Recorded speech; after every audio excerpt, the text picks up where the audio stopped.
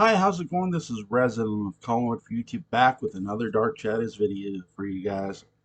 Today's video is about Elizabeth Collins Stoddard, and really not just her, but her two daughters in a sense. Carolyn and Victoria Winters. Why is there a difference in the three's relationship? In all honesty, no. Because keep in mind, there's things that Elizabeth keeps from Victoria. The one big difference I guess I would give is that Carolyn knows that, you know, Elizabeth is her mother, that Elizabeth and Carolyn knows who her father is, whereas in Victoria Winters she doesn't. She doesn't know that Elizabeth is her mother, and she doesn't know who her father is. She doesn't know who her parents are at all. And that's one of the key differences. Now, when I say she sort of treats them the same way, this is what I mean. When Carolyn says about not wanting to leave because she doesn't want to leave her by herself, notice right away how upfront she is with her on this. She goes, "But I won't be alone," and she's letting her know that, hey, the new governess arrived. Oh, she actually showed. And Carolyn's sort of shocked, so she's letting. But here's the thing: is that a big secret? No. Keep in mind the one secret that she doesn't tell Carolyn. The big secret that she never tells Carolyn, or at least for a long time, that she tells Victoria Winters first. Paul Stoddard. You want to talk about what I mean about, we talk about secrets and dark shadows. The person that Elizabeth confides in isn't her one daughter. It's her other daughter. Now, canon wise, do they actually reveal that Victoria Winters is Elizabeth's daughter? No. Canon wise, they don't. But we all know the truth, right? We know that this is her daughter. So she does tell Victoria Winters, I killed Paul Stoddard. I killed Carolyn's father. And Victoria Winters is like, oh, Mrs. Stoddard. Even, I think, though, Victoria's like, believes her, she sort of doubts it too. It's like, well, wait a second, you know.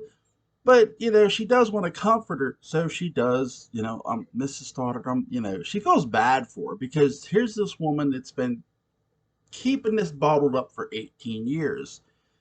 Now, do I think Victoria Winters thinks this has to do with her? No. There are things that she keeps from both of them, especially Victoria Winters' true identity. She never tells Carolyn, hell, she never tells Roger, her own brother. In fact, she's very, we all know Elizabeth is the one who brings Victoria Winters to Collinwood, Collinsport and Collinwood. So she's the one who writes the letter. She's the one who sends it. And, when Victoria reads it and comes there, there's some heavy discussion between Elizabeth and Roger. And Roger is saying, you know, why don't you just open the door, let the whole town in? You know, why are you bringing someone, who for this when we could take care of this matter ourselves? And basically, there's a lot of things to consider when you're viewing each character. Roger just wants David out of the house. He wants David to go to school. He just wants to be rid of him. Whereas Elizabeth, no, this boy is troubled. He needs some help. He just doesn't need passed on to some outside school system that probably isn't going to help him succeed. I need to bring someone in. And this is there are, for instances, that each character could have did something to sort of help dig up the truth about certain things. And I'll get to Victoria first, and I'll get to Carolyn. Now, for Victoria, we know she goes to Sam Evans, and there's a painting that looks like her, and she shows them a painting, and they never do anything with that painting afterwards. But prior to that, the thing she could have did is look into the other people around town who are capable of doing the job she's doing. who really had the qualification. Yeah, she had. Look, there's no denying Victoria Winters had the qualification to do the job that Elizabeth hired her to do. That's not the question. The question becomes, why specifically her? Why a girl from New York who you've never heard of and who's never heard of you? And now we know what that answer is deep down, but in the same sense, here's Victoria Winters who doesn't know that answer. But the one thing Victoria could have did was start sort of poking around, like, "Hey, can you get me a list of who all teaches around here privately and tutors privately?" And Victoria Winters could have met these people and thinking, and ended up thinking, well, wait a second, there's all these local people. Why didn't Elizabeth just hire them? What was the big deal bringing me? Like, that's something where it could have reopened the questions. And if they would have did this, I'm sorry, I'm stammering. When would I have liked them to do this? Right after Raw, there's a moment when, actually, there's a lot of moments where Roger is talking to Victoria. Now, at first, Roger insists he didn't bring her there, his sister did. But then, you know, Elizabeth tells him, "Well, my brother said about you because somebody recommended him," and she goes, "Well, I'd like to know that person's name," and she goes, "Well, I can't tell you." And she goes, "Is because there's no such person," and Elizabeth takes exception to that. Now later on, now keep in mind, there's a moment after the accident, after Roger's accident. Well, actually, after David removes the bleeder valve and causes his dad's car to crash. Accident, right? Accident. Well, that's what we'll call it. The accident. Uh, it's not really though. That's funny. So keep in mind, there's a moment after the accident where Elizabeth needs to talk to Roger, and finally she does. She has him all to herself. She goes, "I need you to tell Victoria Winters you you brought her here. You recommended her to me." And he goes, what?" Roger. Keep in mind, Roger did not want this girl here. We all know this. Roger wanted her to go back home. He just wanted her to leave. And again, this has to not just do with her, but to do with his own son. He does not want his own son around. So he's like, "What? No, I'm not." Okay. And then, okay. At first he's like, "No." Then he's like, "Okay, I'll do it, but you tell me why." And she goes, "I will tell you no such thing." She's telling him, "If you don't do it, I'll just throw you out of the house. I'll completely throw you off, and I'll go for custody for David, and I'll win." Roger knows she'll win too. I think this here, you talk about all power play. You want to talk about flexing the muscle of power. This is Elizabeth flexing that muscle. She's letting Roger know, "Hey, don't ever forget who's in charge." And as Roger's always, I think Roger tells her, "You never let me forget who was in charge." And she wouldn't. She flexes her muscle very big here and lets him know, "Hey, you cover for me. You're good here. Just don't cause any shit." And some might say, "Well, why does Roger never look into it himself?" Well, for those who have never watched Dark Shadows, it's because there's other things going on with Roger, not just the bleeder valve. But keep in mind, Burt Devlin is back in town, and he's worried that Sam Evans will get so drunk and spill secrets to Burt Devlin. Plus, after this, he learns that Bill Malloy's been snooping around, and he ain't too happy about it. So, at least at first, he's not too happy about it. So he has a lot of other things to worry about than little old Victoria Winters. So he sort of leaves it to its own vice. Like, as long as I tell her that someone recommended her to me and I recommended her to my sister, And you might say, well, what does Roger come up with? Victoria asked him, and she goes, Mrs. Miss Winters, you know the Foundling Home has many donors. And she goes, yeah, that's true, and it is true. Roger's not lying on this part here, most of it, and a lot of those donors wish to remain anonymous, which is true. Now, what's false is that somebody actually recommended her to him. That's the part that's the lie. So he uses a half truth here to sort of cover his ass and his sisters. That's where I would have liked to have Victoria Winters sort of start snooping around, not necessarily at them, but at the other candidates who were qualified to teach this boy. And keep in mind, they keep every time she threatens to leave, Elizabeth sort of pulls her back, like, no, no, no, no, no, don't leave, don't leave.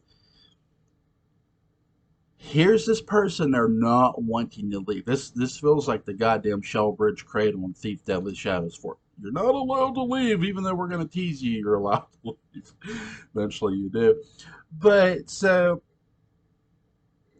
Elizabeth keeps trying to convince her to come back, and she does. Or convince her to stay, I should say, and she does stay. Now, keep in mind, Victoria Winters could have looked into the other candidates and looked at them and went, "Huh, here's all these other women who were not maybe not just as qualified, but more so than me, and yet they chose me because of a recommendation. That makes no sense." And that's something that Victoria could have found out that she could have held sort of as a trump card. She doesn't really, or an ace up her sleeve, if you will, that she doesn't really use right away, but she sort of keeps to herself for a bit. She's not necessarily lying about it, but again, she has no reason to tell them about it yet because it's just another suspicion. But it's something that she could have did, or they could have had her do, and I wish it did. Now with Carolyn, you notice one consistent thing with Elizabeth, where Elizabeth is trying to keep Victoria Winters around. She's all too willing to get Carolyn out of the house and away from Collinsport and away from Collinwood. And there's a lot of reasons why. Number one, she just doesn't want her daughter growing up in this house and being trapped in it like she has been for the past 18. Not that she is, not that Carolyn is. Carolyn does go out. But she wants her as far away from Collinsport as she can get her. And Carolyn is staying, and some might say, well, is this because of, Joe Haskell? Is this because of, you know, she's more staying in defiance of her mother? Yes, but it's not because she's just because she's wanting her to marry Joe and go away. Look, Carolyn Collins Stoddard, Hawks, later on, she didn't need Joe Haskell to leave Collinsport. Hell, really, she doesn't need any man to just leave Collinsport. If this girl wanted to up and leave Collinsport, guess what? She's got the money to do so. And she could literally just up and leave and go wherever the hell she wants to go. She doesn't. And I don't think this is because of Joe Haskell. I don't think this is because, oh, her mom's trying to get her to marry Joe. I do think she cares for Joe as a friend, but she doesn't love Joe Haskell. Whereas Joe Haskell, he just wants to get married to Carolyn, and after Carolyn, he just wants to get married to Maggie. Joe just wants to get married. Shotgun wedding it is. No, a little fun there. So Carolyn and obviously Joe break up because of Burke Devlin. Carolyn's more throwing her attention at Burke. And this isn't just to sort of push Joe away. This is sort of to get her mother's attention and her Uncle Roger's attention that she already has. And it's just another excuse for her to stick around, too. Even though she really, if you think about how many times we hear Victoria Winters threaten to leave, and Elizabeth is trying to convince her to stick around. There's no need to convince Carolyn to stick around. And as Elizabeth pushes Victoria to stay, she pushes even harder for her other daughter to want to leave. She just wants her away from there. So you might say, well, why doesn't she just leave? Why does she stick around? In my opinion, it has everything to do with her dad, Paul Stoddard. Keep in mind, at this point in time, in the beginning episodes, we know there's something in that basement, behind the locked door in the basement, right? We don't know what it is. Now, later on, we're going to find out that supposedly Paul Stoddard was buried there, his dead body. Now, we know that's not true. We know Paul Stoddard didn't die, he wasn't buried there. Elizabeth didn't kill him. But for 18 years, this woman thought she killed her husband.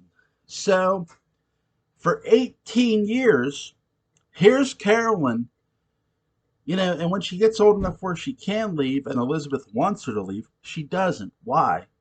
Because she wants to stay there in case her father, Paul Stoddard, that son of a bitch, ever walks back through that door. Because to her, I think Carolyn wants to be the one that confronts him first before her mother. Again, keep in mind, she doesn't know that there was this supposed death. And even after the fact, does Carolyn make an effort to leave? No, not really. She still sticks around. So she's more sticking around because of Paul, because she wants Paul to answer for why he left this woman, her mother. He wants Paul to answer. She wants to hold his feet to the fire, and why not? It's really, there are many final girl moments between Victoria Winters and Carolyn, and final girl qualities, and Victoria and Carolyn have them. Maggie does too, but Maggie's not Elizabeth's daughter. I'll have to redo my Maggie Evans character retrospective and give her the final girl nod she deserves. But these two girls here definitely are final girls when you think about it. Carolyn wants to hold her father's feet to fire. Victoria Winters isn't just trying to find out about her past, but she ends up battling the Phoenix, and she meets a vampire named Barnabas Collins, and she ends up going back in the past. I was sort of talking about this in our me and Gordon 1795 video. Shout out to him. Shout out to my buddy Patrick McRae. Shout out to Mark Gilman. Shout out to John Philip Betancourt, Fred Barnabas, everybody, Christine and Kara. Shout out to them. But no, when you think about Victoria Winters, there's no when they pick her or to go back to 1795. It's not hard to pick her. There's no more over protagonist than Victoria Winters. There's no more character you can feel sorry for at this point. And like Gordon said, they're using Vicky to get off Vicky to go to Barnabas, and they are. He's right, absolutely, 1,000%. I agree with him. Um, Gordon made great points. And that's the thing too. When you look at these two girls, what's the biggest thing being kept from them? With Victoria Winters, it's her identity. And I don't think, is it being done in a malicious way or an evil way? I won't say it's evil, and I won't say it's to the point of malicious. It's secretive. And really, there's a logic in Collinsport and Collinwood. If you know too many secrets, if you know a big secret and you go to reveal it, you end up dead, as my buddy Mark Gilman has pointed out several times. And he's right. So it makes me wonder, I've talked about fate, destiny, karma, all being characters in Dark Shadows, and they all are. They're as much of a character as the people and places and the vampires and the ghosts. These things are characters in themselves. You may not see them literally in a physical form, but you see them throughout the show. So I'm sort of wondering, was Elizabeth always aware of this? That if you knew too much, if you knew really too much, you'd end up dead. Think of Bill Malloy. When Bill Malloy finds who's the first person to die when we get to Collinsworth? Bill Malloy. Why? Because Bill Malloy knows the secret and it gets him killed. And Elizabeth is grief stricken. She's shocked, but she sort of gets past it a little quick. So it makes you wonder how shocked is she that this happened? Not necessarily who it happened to. She knows that that's shocking, but the fact that somebody ended up dead and they were trying to find out something. It makes you wonder, did Liz know that that less information is best for everybody? Because the less you know, it can't hurt you. it's it's funny because what does Dave Woodard say before Dave Woodard gets killed? What does he say to Victoria Winter? She stops him and she's like, "What's wrong?" She's talking to him, and he goes, "Let me just put it this way: what you don't know can't hurt you." And that needs to be a sign in Collinsport. What you don't know can't hurt you. Secrets, things that lurk in the shadows, they can't hurt you if you don't know, right? Unless it's the werewolf. Now, obviously, with a vampire and a werewolf coming later, we know some things are going to change. But the formula remains the same. Less is best, and the less secrets you know, the better. Now, keep in mind, Victoria Winters, she gets bit eventually, but by the time she gets bit, there's a car accident. Carolyn does get made into Barnabas's new servant. She's enjoying it, as Patrick McRae pointed out in his book, Dark Shadows Day book. Link will be in the description box where to get that book, but on Amazon. So go buy it. Um, you know, she's enjoying it, and keep in mind, she tries to literally lie at the seance. Is Carolyn still somewhat focused on Paul when she's with Barnabas? I think so. I think, just because you work for Barnabas and you're serving under him, it doesn't mean you forget the things that you already knew. It just makes you, now I got to do this for him. Again, she enjoyed it, but it's something I always kept in the back of my mind as she was working for him. I kept wondering, I wonder if Carolyn still thinks about just confronting her dad. And it made me think, yeah, she probably does, but she has all these other things to do now, especially with working for Barnabas. So I think again, did she treat them the same? In a way, yes. In my opinion, she did. She did keep secrets from both, one bigger than the other, you could surely debate. But at the same time, she treated them both like her daughter. She may have not told Victoria Winters, "Hey, you're my daughter, I love you to pieces," but she did tell her, "Hey, you're like one of the family." That's close enough, trust me, when it comes to the Collinses. Oh my goodness. So, I hope you enjoyed the that's what I'm going to call it. The mother-daughter retrospective of Dark Shadows. And it's Elizabeth, Carolyn, and Victoria Winters, their relationship. And if Elizabeth could have got Carolyn out of Collinsport, what would have happened? I don't know. My big thing is, if they really wanted to get Carolyn out of Collinsport, now again, I've talked about this, and no, in their defense, spin-offs weren't a thing in the 60s. They just weren't. But if they ever wanted to spin it off or thought about spinning off, really Jason McGuire was their answer. I mean, Carolyn knew Jason knew her dad. She knew her father was alive after Jason's admittance and stuff. So if Jason, instead of going to the old house, would have left town, why not have Carolyn follow him? And then you have a whole another series onto itself. Here's Carolyn following Jason, and now she's in search for her dad.